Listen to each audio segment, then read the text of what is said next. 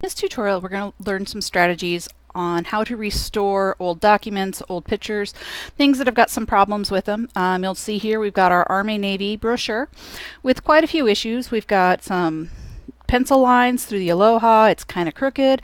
We've got a big crease down the middle. You'll notice the left-hand side is far more yellow than the right. And we've got some smudges. We've got an R in the heart. The key to restoration is patience. And more patience, and more patience.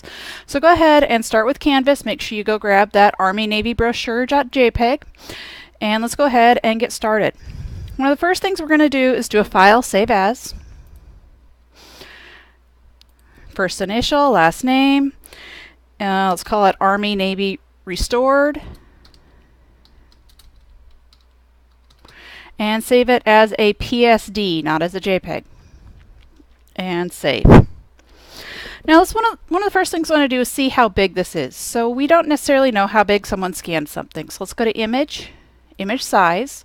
And you're going to see that this was scanned really, really large. It's 23 inches wide, which is about 2 feet by more than 2 feet tall, which is way more than we're ever going to be needing to print it at. So let's go ahead and change that width to 10. Make sure our resolution is 300 and our preserve details is on. And say OK. And it's going to go ahead and downsample. And so now it's looking at it at 8%. Let's go ahead and do a Control plus and blow that back up for ourselves. So because we knew we were not going to be using this as large, it's okay to downsample in this case. All right, the next thing we want to do is work on cropping and straightening this out. We can actually do that in one fell swoop. So let's grab our crop tool and I'm going to bring it in. I'm going to go ahead and I hit straighten. And with straighten, I'm going to go ahead and draw a line. And I want delete crop pixels off and content aware on. So now it's straightened it out. I'm going to make it just a little bit taller, a little bit wider, because I don't want to cut off any of my original. Now, yes, it is going ahead and adding a little bit more white space around the outside. That's okay, because the content aware is going to go ahead and do its magic and put in the pixels that would match there. So I'm going to go ahead and push enter, and it's going to go through its process. And you'll notice that it did a pretty good job. I've got a little bit of a problem here, but we can go ahead and grab our crop tool again, and we can just bring it down a little bit.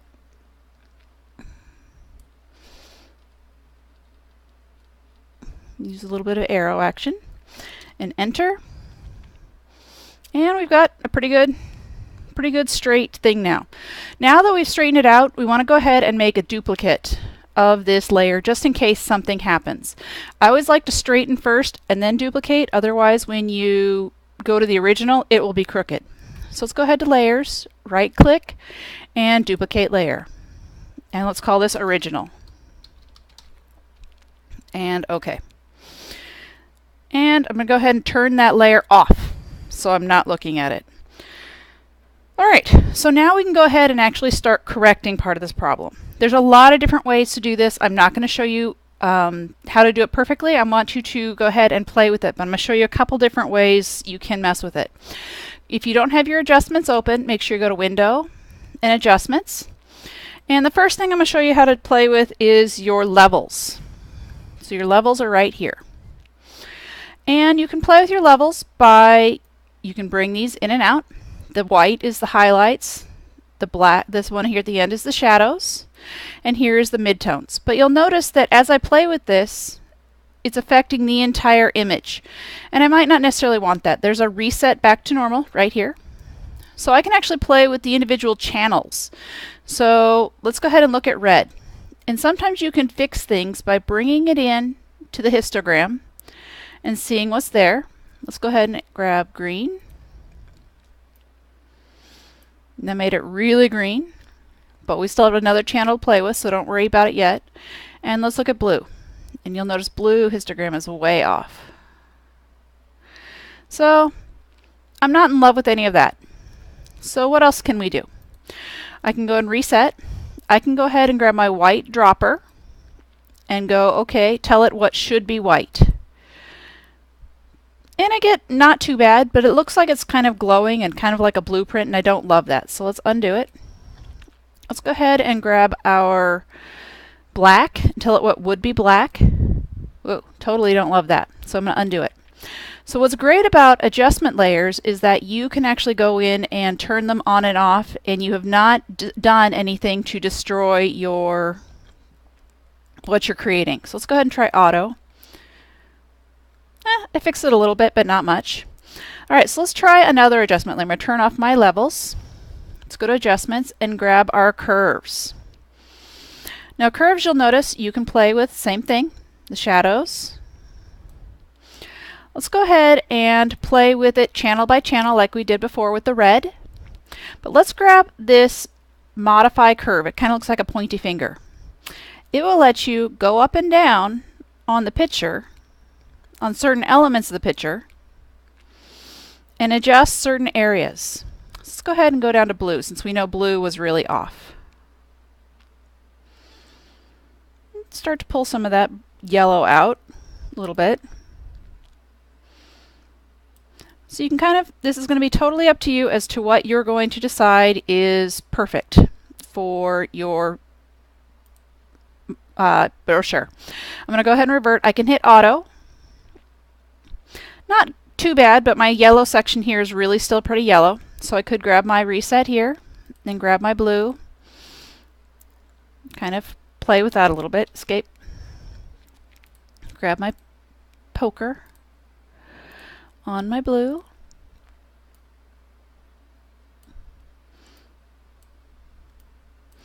So it's kind of up to you as to what you're going to decide. You can also take these curves here and pull the curves up and down.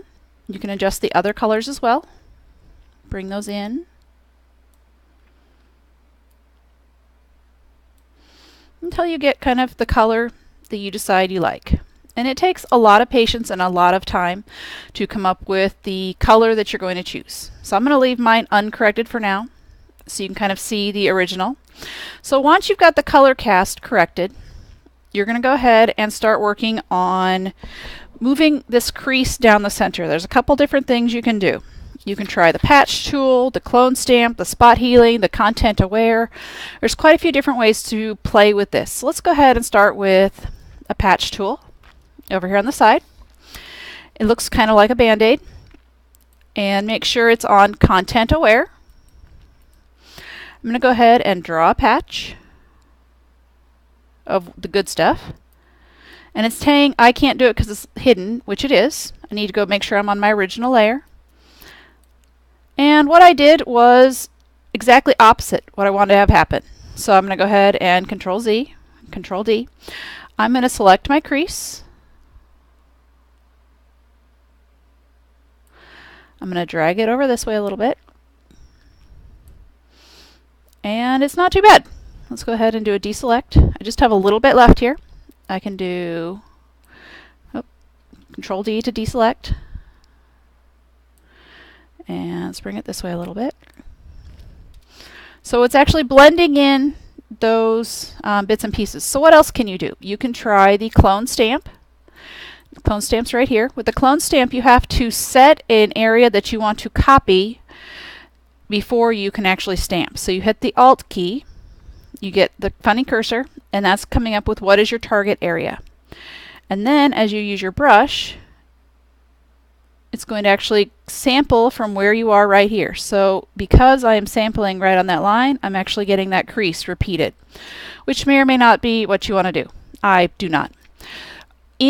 When you're doing restorations, it really helps to make sure your history is set to hold a lot of different selections, because every single click in the restoration is a step. So go to Edit and Preferences. And if you haven't looked around Preferences at all, let's take a peek what's in there. Come on. In Preferences is where you can go ahead and decide what you're going to be working on, how you're going to make Photoshop look. So the interface, you can make things look bigger, smaller, change your colors. We're going to go ahead and go down here to, let's see, where did we put it? I don't want history log, I want tools, I want performance. Under performance, under history states, bump it up as high as it will possibly go. So go to Performance. If you're on a Mac, the Preferences is hiding under the little apple or the InDesign right over here. It's not on Edit for some reason. All right, so I'm going to go back a step in my history because I don't like what I did. All right, another thing I can try is my Content Aware Move tool. So what I can do is extend or move. So let's go ahead and try extend. I'm going to grab a section that I like and move it over and hit enter, and it's going to kind of blend that in, but it didn't do an awesome job because I've got that color cast, so that might not be necessarily the way to go. I'm going to go up here and grab my spot healing. Now with spot healing, you want to zoom in. You want to do small areas at a time. You want to do small clicks. You don't just want to drag. So do small areas at a time, and it'll do a pretty good job. Spot healing will also let you go through and clean up all these little areas that have some problems with them. So take your time. Just one giant whoosh with a giant brush. You can use your brush square brackets, change your brush. Sometimes you get an okay result. Sometimes you'll start dragging stuff that's not what you want. So watch how large your brush is. You're going to vary it as you go along. All right, one of the next things we need to do is fix the YMCA here. So there's a couple different things we can do. We can grab our clone stamp, and we can clone stamp, make it a little bit bigger, this area right here, because it's the good area in the logo. So I'm going to go hit Alt and click. And now what I'm going to do is, because it's got that area, it's actually copying that halftone from that other area, so you can see how the cursor is moving back and forth. So that's one thing you can do. Or I'll go ahead and shrink that, or maybe I won't. Let's go back to our spot healing. What you could do, zoom in on the good one, grab your polygonal lasso,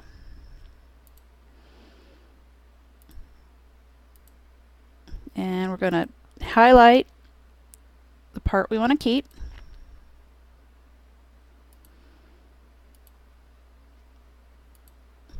I'm obviously doing a really quick job here. You want to do a better job than I am.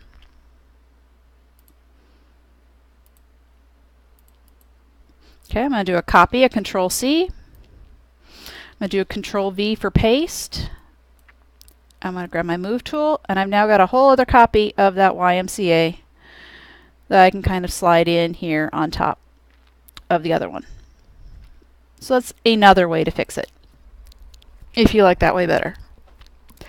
Alright, so what else? And once you like push enter, because you didn't put it on another layer, oh, this one did put it on another layer, so you can turn that on and off. Alright, so now you need to fix your Aloha up here. Zoom in as much as possible when you can. It's a lot easier to do this. For this one, I really like the spot healing tool. You're going to want your brush to be smaller, because if your brush is too big, it will start grabbing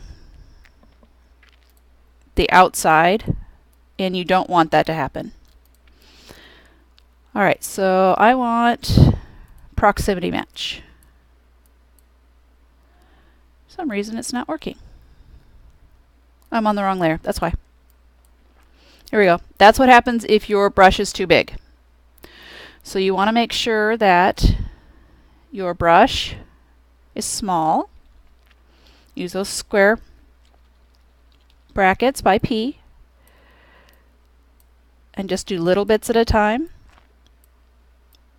and you can get that out of there pretty easily. And you're going to have to go over some places a couple times in order to do it. Alright, so that's how you do the Aloha part. What else can you do? You need to fix this R down here in heart. So of course you want to have this color corrected before you do anything like this. I'm going to go ahead and take a rectangle and draw a rectangle over the part that's messed up, which is that part of the R. Scoot over just a little tiny bit. Now it filled with that kind of a beigey color. I don't want that beigey color, I want the blue. So I'm going to go ahead and grab the blue, say OK, use my paint bucket, and it's okay to rasterize the shape. And I'm going to go ahead and make it a blending mode. I'm going to make it overlay. Overlay I don't quite like. Let's try hard light.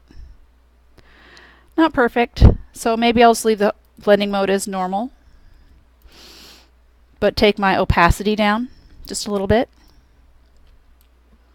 So it's kind of up to you as to how you're going to go ahead and fix that. Maybe you don't like the way that looks, so let's go ahead and go back and try something else. Here's one where you could try the patch tool. You could try the brush tool. There's quite a few different things you could do to fix this R. So let's grab the patch. Kind of move her up, except we did it the wrong way. Undo. Let's grab the part we want to fix. Move it down. Deselect. So you'll kind of have to sit and play until you, because there's that texture in there, trying to figure out how to get that R to be replaced and how to fix that. So play with your levels, play with your curves, correct that color first. It'll make your life a lot easier. Once you're completely done and you're happy with it, it still should retain that vintage look. It still should retain kind of the creamy color. You'll turn it into Canvas as a PSD. Make sure you're constantly saving as you go along, otherwise you will lose things and be really, really sad. And that's all for this restoration.